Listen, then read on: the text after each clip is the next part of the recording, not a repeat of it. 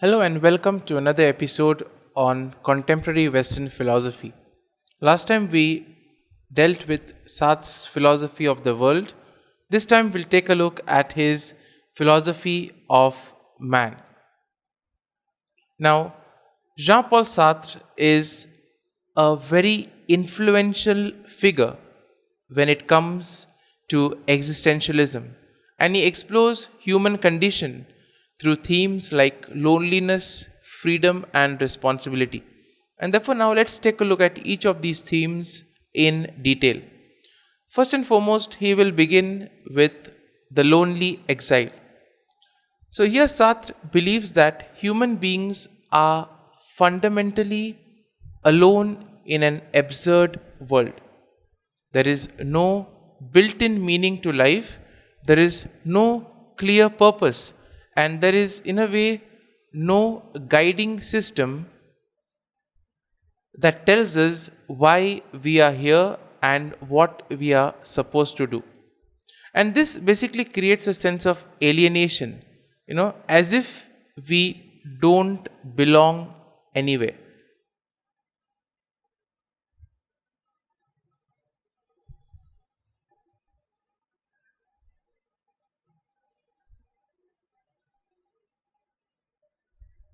Imagine, for example, you're moving to a new city where you don't know anyone and no one is welcoming you. You walk through the streets feeling like an outsider, disconnected from everything around you. And therefore, we see that Sartre will describe these kind of feeling in his novels as well as in his plays. For example, in The Flies, Orestes compares his loneliness to a leper, someone who is cast out of society. Similarly, in The Reprieve, there's another character that says he feels like light slipping over stones, never really touching or connecting anything. And therefore, for him also, we are just there without any purpose, not making an impact on anything in life. Next, Sartre will speak about freedom.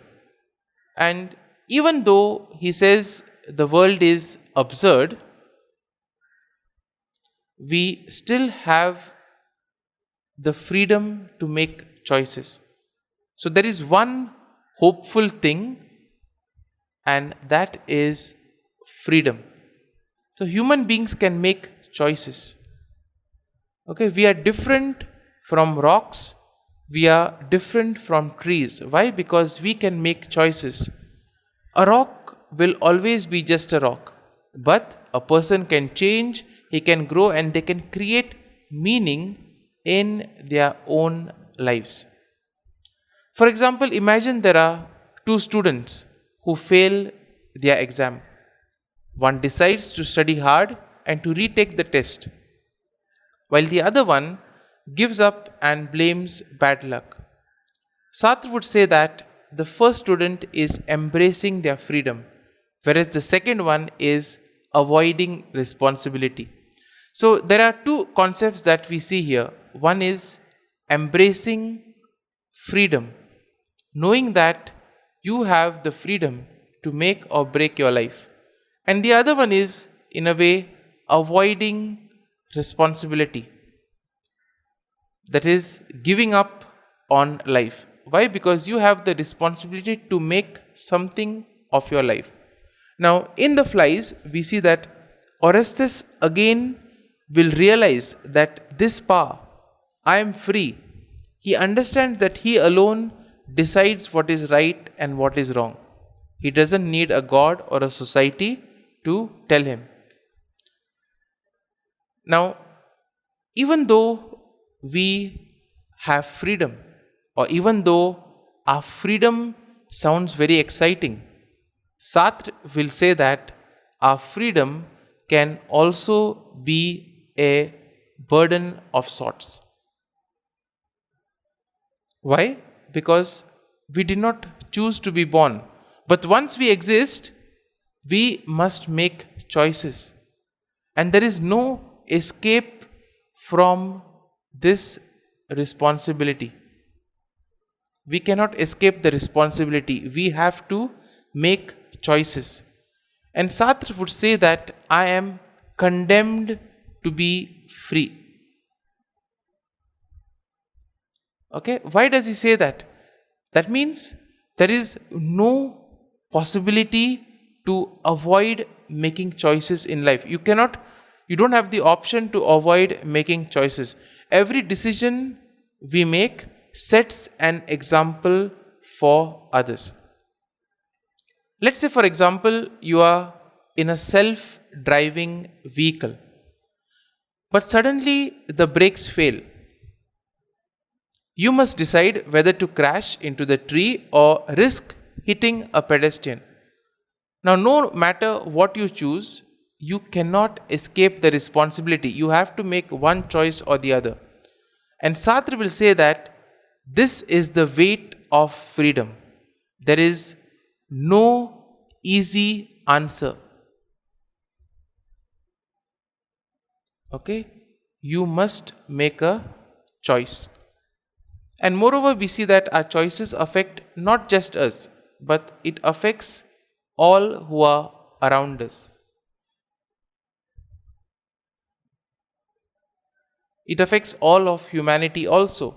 And for example, if you lie, you contribute to a world where lying is acceptable.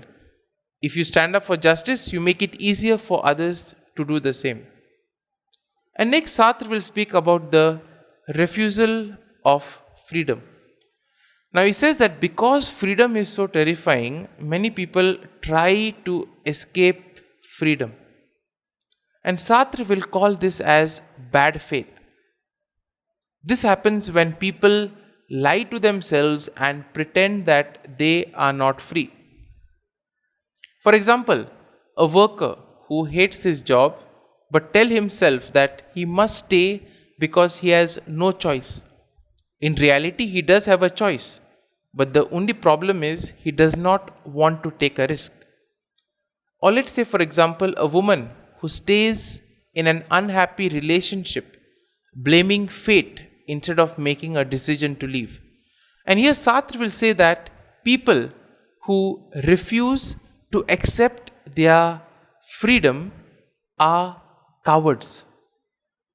He would call them as cowards, or in a way, he says that those who pretend that their existence was necessary, those who believe in predetermination or predestination or in some predetermined script, he in a way calls them as bastards. And ultimately, Sartre will say that human relationships are doomed. Why? Because Sartre believed that every relationship in itself is a struggle for power. Each person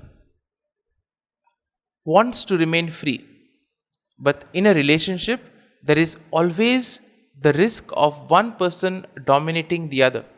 And if you look at our own relationships, our own friendships, we see that sometimes we have to, in a way, compromise on certain aspects. Why? Because we do not want to lose that friendship or risk that relationship. And therefore, Sartre will say that this creates the dynamic of sadism or masochism.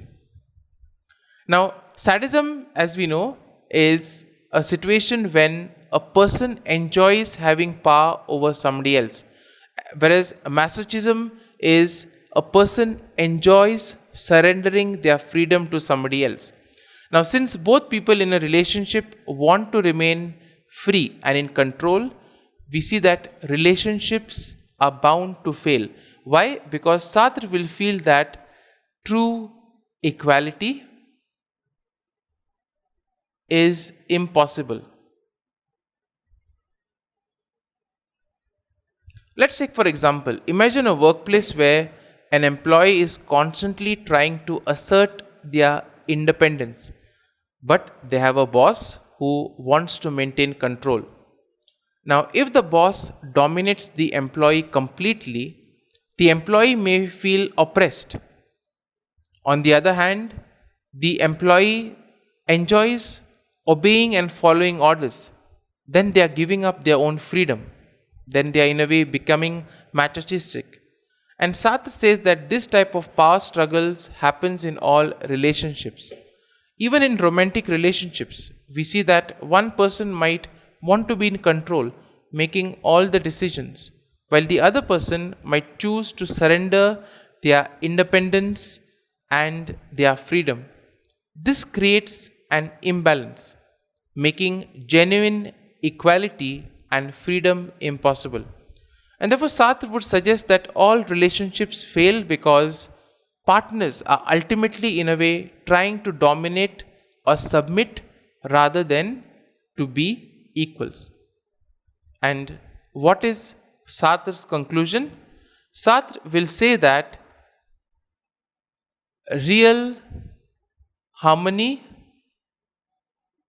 is impossible.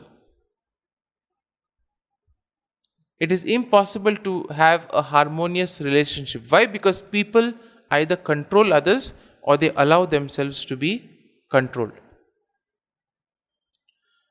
And here we see the same example here. Sadism, a person who enjoys having power over somebody else, whereas masochism, a person who in a way enjoys surrendering their freedom to somebody else. And therefore, in a way, real harmony in this case is impossible. Now, Sartre also argues that human beings are trapped in a contradiction. Now, what is this contradiction?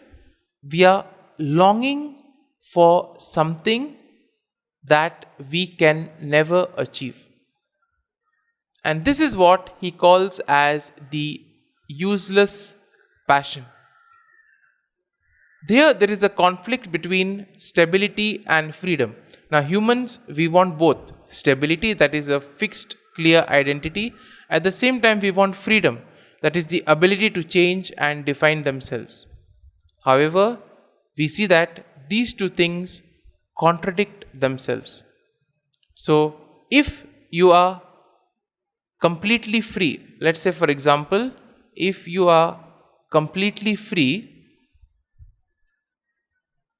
then there is no stability. On the other hand, if you have complete stability, you are in a way not free. And therefore, this creates a very painful existential conflict that cannot be resolved. Let's say, for example, a person who wants the stability of a secure job, but at the same time also wants the freedom to explore their passions. They may want a secure job, but they also want the freedom to do what they want. Now, if they choose security, they will feel trapped. If they choose freedom, they may feel lost. So, no matter what they do, they will always long for something that they did not choose. And this is what Sartre will call as a useless passion. That is a desire or a longing for something that we can never achieve. Or let's take another example. A person in love might wish for their partner to love them forever without change, but at the same time, they want their partner to love them freely without any obligation. Now, this is impossible. Why? Because love cannot be both unchanging and free. And again, humans are stuck longing for something that they cannot have. Now, what is the solution to all this? Or is there a solution? Well, Sartre will say that the only solution is accepting despair. Since humans are doomed to desire for something that is impossible, the only way forward is to accept the despair, accept the situation that you are in, and move. Now, in The Flies, that is one of Sartre's play, Orestes says that human life begins on the other side of despair. What does this mean? This means that real life stops stops, or real life starts, when we stop chasing impossible dreams.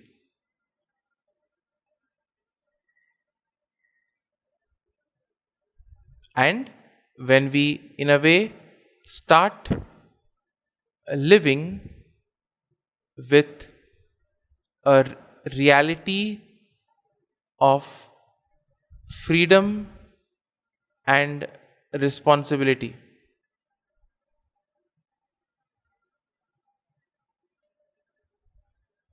Let's say, for example, overcoming an identity crisis.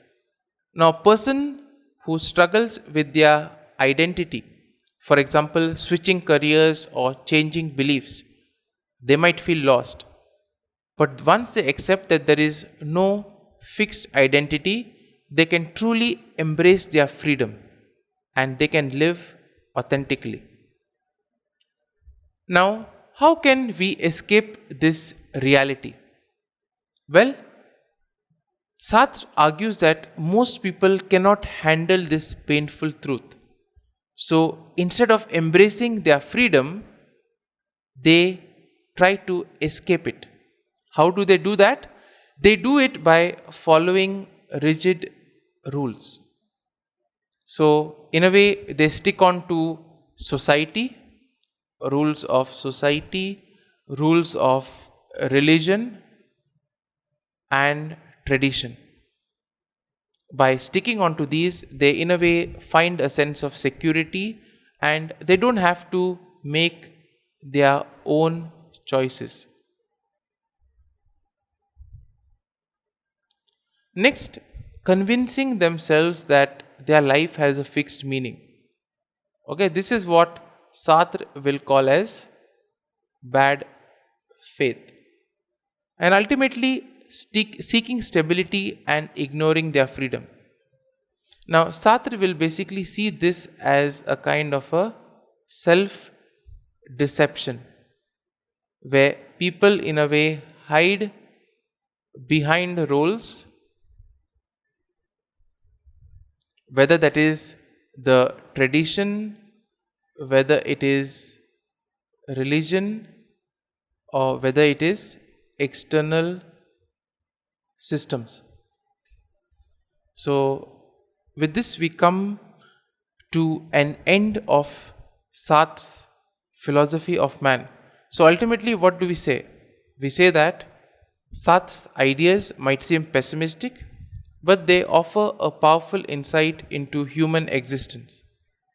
That is, relationship or freedom, we see that is inescapable.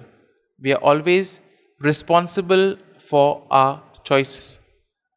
Then relationships are a struggle for control, and this makes true equality difficult. We always long for something that is impossible, and this creates suffering. And what is the way forward? Is to accept the despair and live authentically. So instead of seeking meaning from outside forces, Sartre will urge us to create our own meaning in life through our choices and actions. So this is it for his philosophy of man. Next time we'll take a look at his philosophy of God.